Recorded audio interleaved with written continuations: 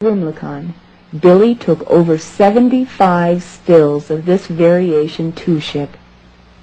The sun can clearly be seen reflecting off the craft's metallic skin. And once again, Billy had his movie camera. How about this? Is this the same one, same day? The same day. That's all the same film. That's the first place in Rumlicon we was yesterday.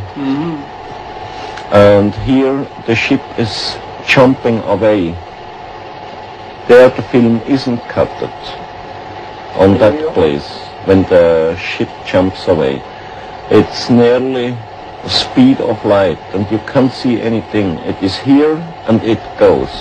Japanese analysis of this footage would reveal, through super slow motion, that an unexplained light shift occurs 3 frames prior to the beam ship's dematerialization and rematerialization. It is believed that the craft is emitting some form of energy 3/20ths of a second prior to its disappearance or reappearance.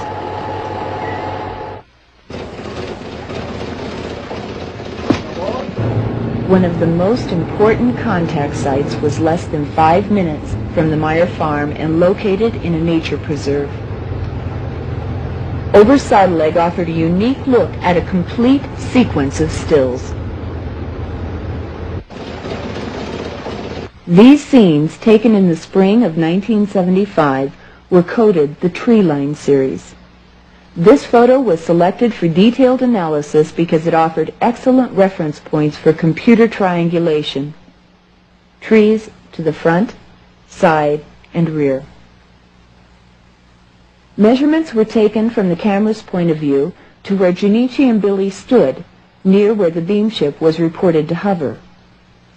The distance between objects and points of reference were checked and rechecked for accuracy. Then the measurements were fed into a computer, and the edges of known objects, such as the trees, are translated into pixels.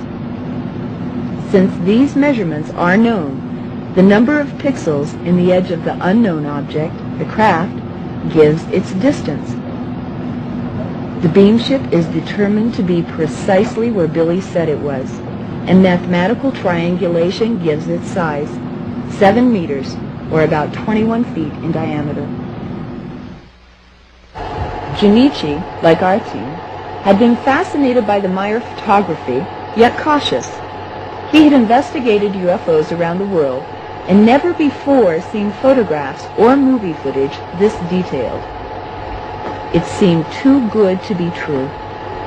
Yet when questions arose, there was always another piece of footage to stir the sense of wonder. Close examination of this footage clearly shows the craft moving behind the large tree.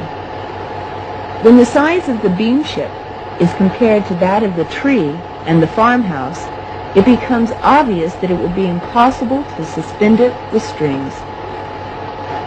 In addition, the top of this enormous tree is seen to move as the craft passes over it. This movement can be attributed to the backwash of air created by the beam ship. With a full day scheduled, we left the farmhouse early to visit more contact sites. As we rounded a curve, Billy halted the Land Rover to point out his native village, Hinwil. As the cameraman began to film the valley, sounds of a small aircraft could be heard over the natural sounds of the Swiss countryside, and another mystery begins to unfold. Wanting to re-examine the site at Hassenbull, Junichi and his crew began lining up Billy's shots with the natural landmarks in the area. But as he begins the interview, the mysterious airplane returns, ruining the soundtrack and forcing a decision to move on to the next site, Schmarbuhl. After 2 hours of driving, we reached the village of Schmarbuhl. Filming had just begun when Junichi interrupted the interview. Is that And there's there is the airplane out there. A train that every time we take a picture, we take a videotape. You know, the airplane can. always are airplanes around? No. Yeah. I don't know that. They are watching us. Once again discouraged, we traveled to Winkelried, some 50 miles to the southeast. And next one is somewhere from here. That's in that direction, yeah. You see here the saddle in the forests there on the horizon, and the ship a little bit more left by side. Yes. Now it was cloudy at that time. It was cloudy at that day. Now we can hear the sounds of the airplane again. Yeah. It's always the same. You see, when I got all my pictures, my films, all the times was there airplanes. Practically by every place where I shot pictures. Okay. Junichi was visibly frustrated by the uninvited intruder. Meyer was obviously under surveillance, but he had been for some time. Lee remembers. And he hasn't taken any, Jim, he hasn't taken any daylight footage for 2 years. There's been several reasons to that, as we understand it.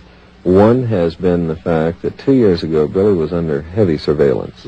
We don't know who it was. All we know, there was a Volkswagen. It was equipped with what appeared to be parabolic microphones, maybe some form of ground-to-ground radar, I don't know. But they followed him everywhere he went. Every time he went out for a contact, he had a shadow with him. Billy's problems actually began in 1976 with the first release of his story and some of the photos to the European